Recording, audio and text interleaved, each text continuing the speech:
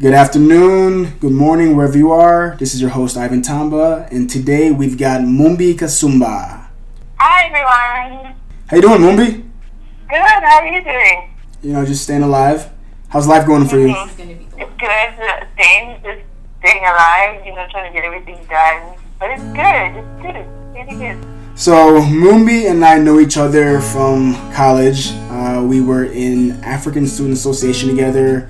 I believe we met before that. But yeah, it was great getting to know her through that.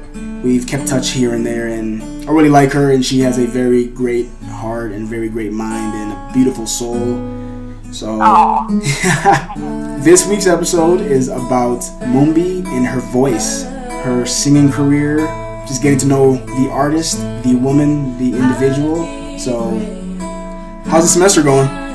It's good. This is the third week in, and, so 13 more weeks, but it's counting. So I just longing for warmer weather, but it's good so far. Very happy with where I'm at right now. Yeah. How's the weather out there? It's unpredictable as usual. I mean, obviously for winter overall it's warmer than it should be. And I don't want to get into that whole conversation, but I just enjoy it. But, today we had a cold day today. It's been pretty cold for a while. Like, before then, it was warm. Like, it's so unpredictable.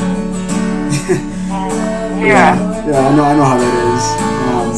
So tell the audience where you're from.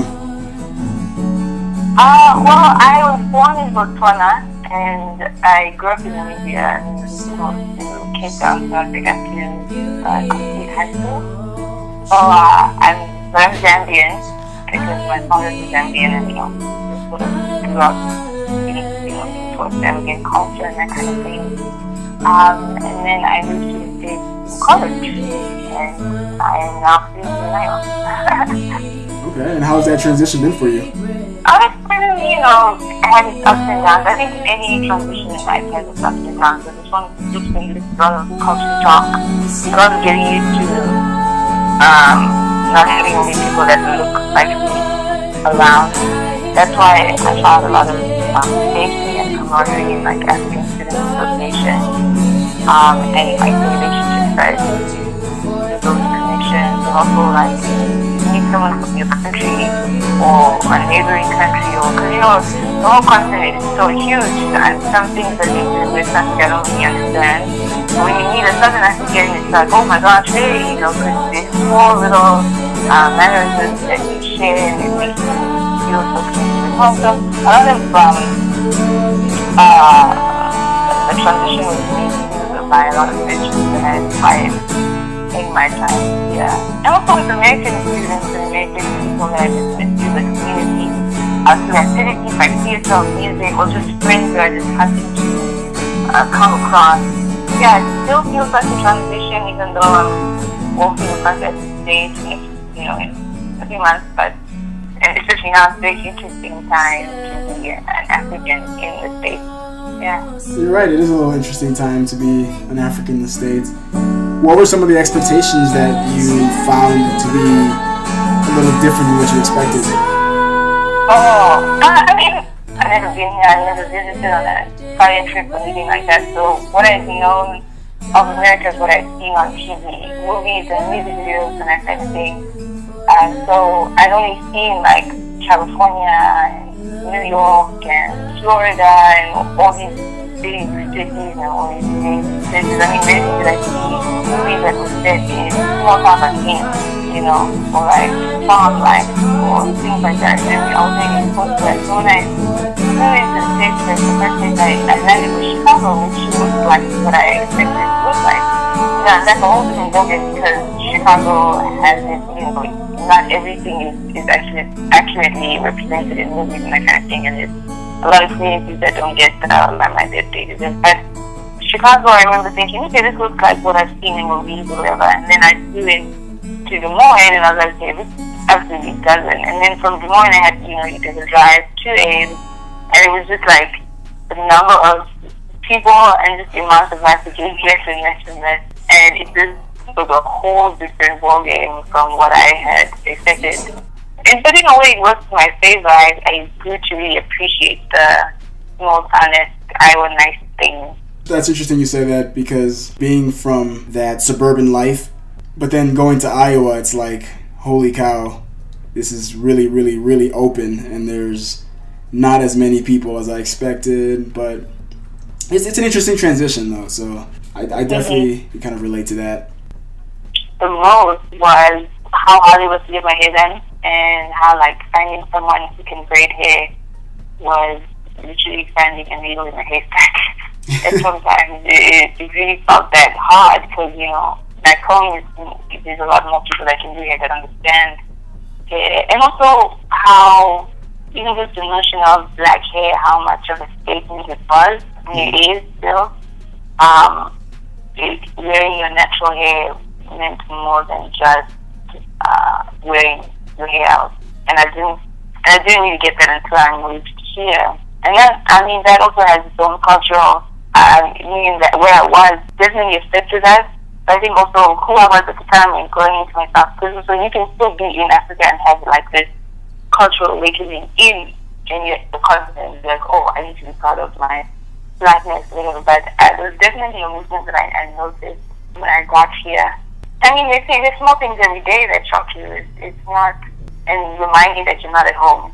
So, I mean, it's just back home we have such a community, sort of a village type thing, culture, and oh yes, it may be here, but it took a while for me to experience something like that. So there's definitely differences that pop up every day that I notice, but trying to navigate. Sort of touch on, what it's like being in an area where there aren't as many black people as you're used to.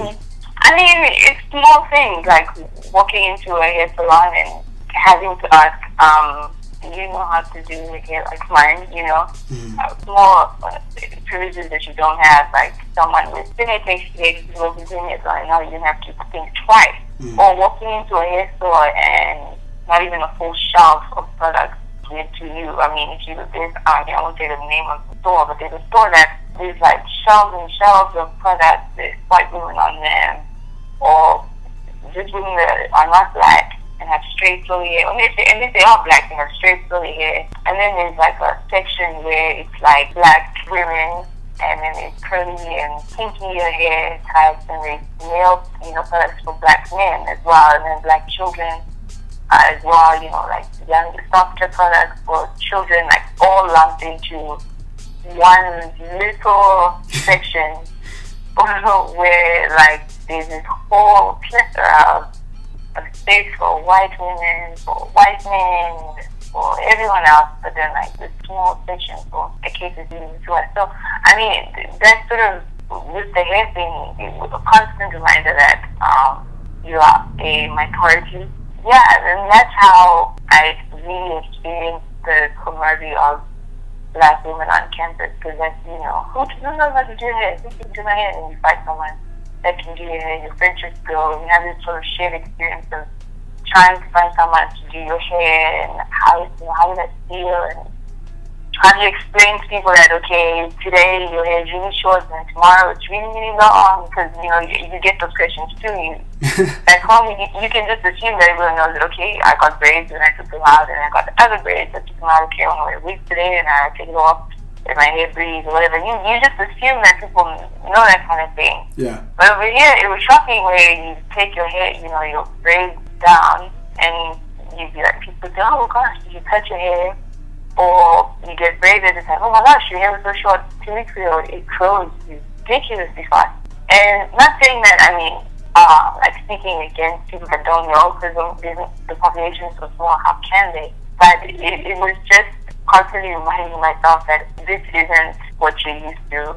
This sort of approach, just always remember that. Like, it's not like not everyone is aware of your experience as a black woman. Don't take things personally, I guess would be what I'd say.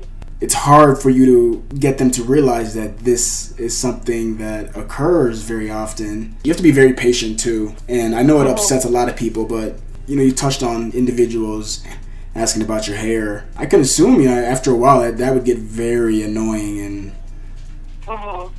And it takes a lot of patience, and I don't think people realize that a simple question as, oh, your hair grew so fast, that could be the 10th time you heard it that day. And it's kind of irritating sometimes. So you have been singing for quite a while, and I was not aware of this, and then I listened to your stuff, and I really liked it, and I felt, my goodness, this girl needs to be out there. And I kind of share what motivated you to start singing. Well, nothing really. I've always been singing my whole life. I think now I use social media more than I have before. But I started singing in church when I was younger, and when I was in college, I started doing. My friend and I, we had this little YouTube channel where we do covers of songs on the radio, and eventually I didn't sort of grow out of that. I didn't want to sing other people's songs. I wanted to sing my own songs, and I started attending open mic nights where you'd go and you'd sing. And the nice thing about an open mic night is that people just want to go and see who's in the community and what can they do and what are they working on and that kind of thing. So I'd attend those, and I'd go and I'd sing original songs, and from then, and that has really been the fuel behind everything. From then, I've been invited to different charity events to sing or to be featured at different events and things like that around town. So I think what inspires me really is just the genuine love for music and how you see people get vulnerable with each other through music, and how people are not afraid to get close to each other, stand close to each other, because they want to hear the songs together and they want to experience it together. So I think that's what inspires me. Yeah, I can't sing at all, but I admire people that can sing, because like you said, you allow yourself to be vulnerable in that moment, and you allow yourself to expose yourself to the world, and you introduce everybody to this side of you that you might not even be comfortable with that side, right. But you love singing so much, that's really all you're worried about. I think it takes a lot of courage to be able to sing in public, especially with a lot of people having issues with being criticized or just having people listen to them in general. It's funny because singing is like a very, very bold version of public speaking. Yeah, it's a little bit like that. Yeah. Yeah, so and I know a lot of people who don't like to do public speaking. So, but when it comes to a subject they like, they will talk about it. So I imagine that's what singing is like. You like a certain song, it means something to you, and for that moment, you sort of let go. I give a lot of credit to you guys for doing that, for being able to do that. Yeah, thank you. So, who is your favorite artist? That is an impossible question. I usually go through phases of who I'm listening to. Well, India, I've always listened to her. I just mean we could say India. Yeah, we could go to India because I'm always listening to her. But I do go through a lot of phases of listening to one person and dissecting the album song by song by song. So right now I'm actually going through a D'Angelo. I feel like I'm in D'Angelo school. I'm studying all every song, every song I can get my hands on, because he's just absolutely brilliant. So that's a hard question. For the sake of having a name, I'd say we could go with India for sure. Okay, that's a good choice. What is on Mumbi's repeat list? Repeat. I don't think I have a favorite genre, but I've been listening to, as I said, I've been listening to a lot of D'Angelo, Emily King. I'm always listening to India Ree, Childish Gambino. Okay, that's a good one right there. Yeah,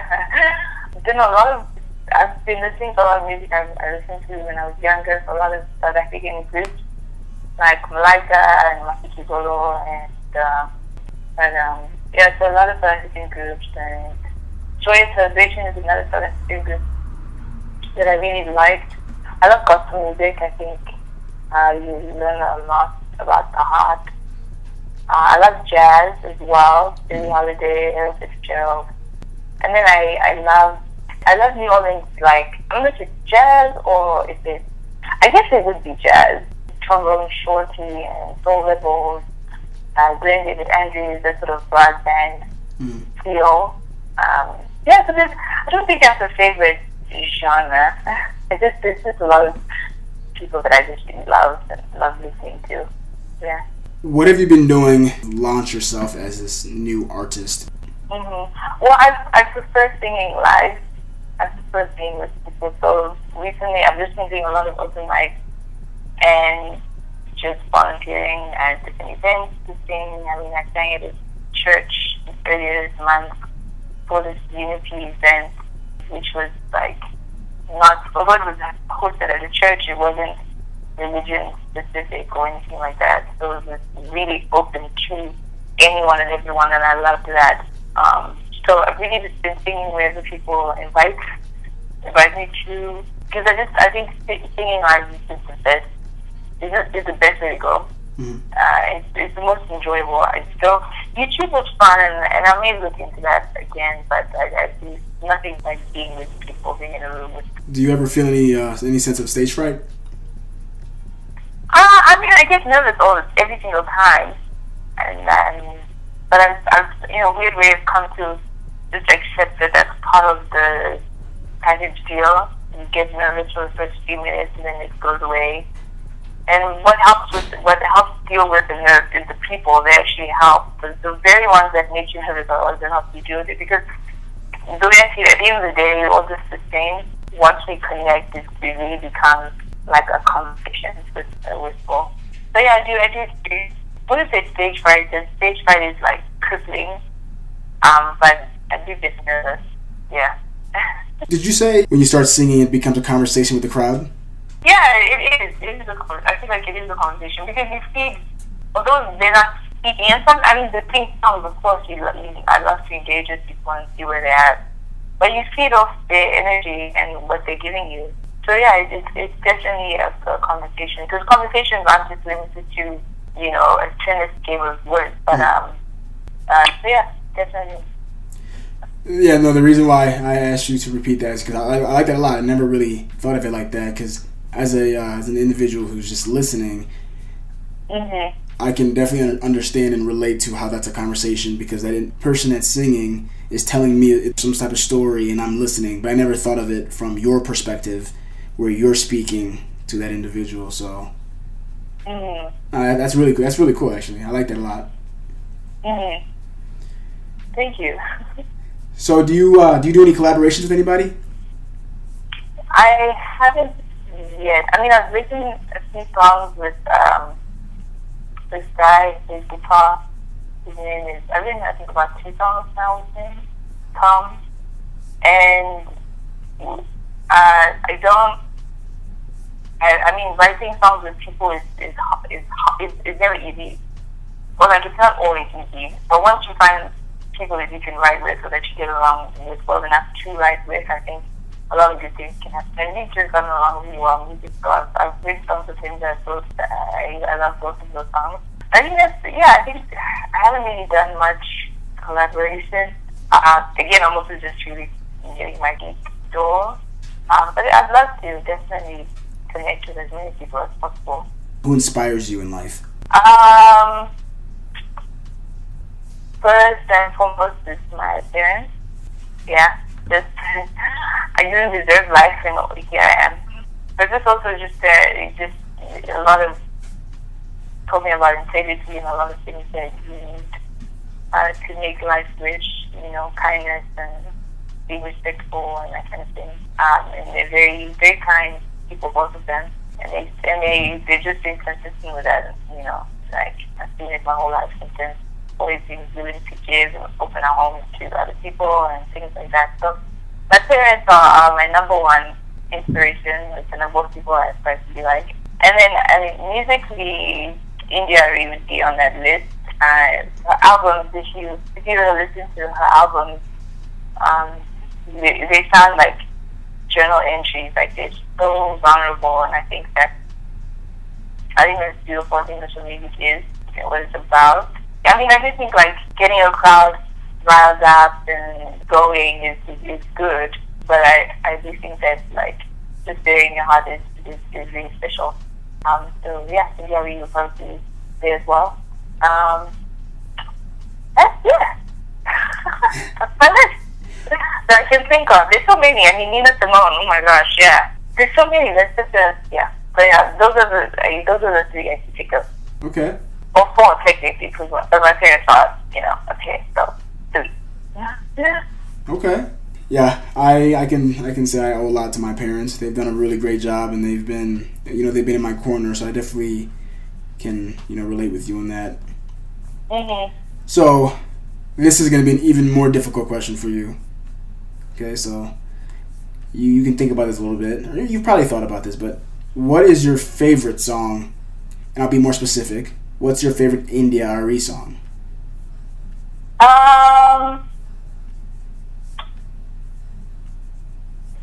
It changes all the time.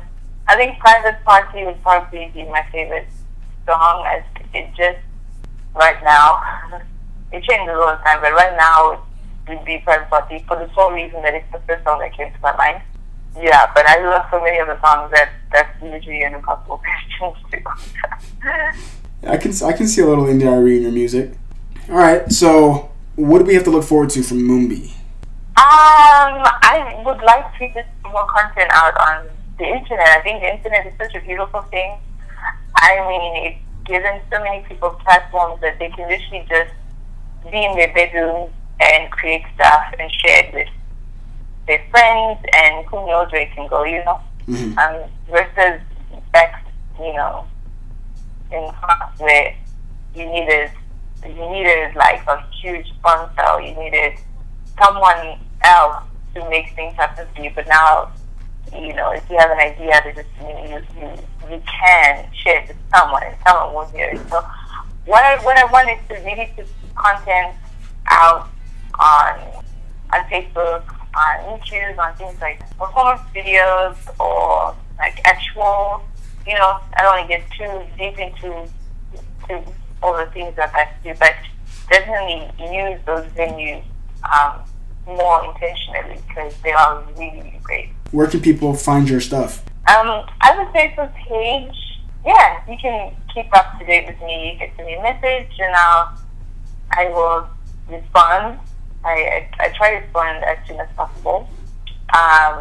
There's a few videos on there trying to get more things out there. But definitely, Facebook is a good way to reach me immediately. Also, Instagram. The thing on Instagram though is that the videos are only like 1 minute, so yeah, you don't get the full song. But Instagram is also a good way to keep up with the music, and just and I do my best to respond. Not do my best, I do respond. Just about respond. All right. Well, I'm going to post your content on here, and I'm also going to post your social media stuff.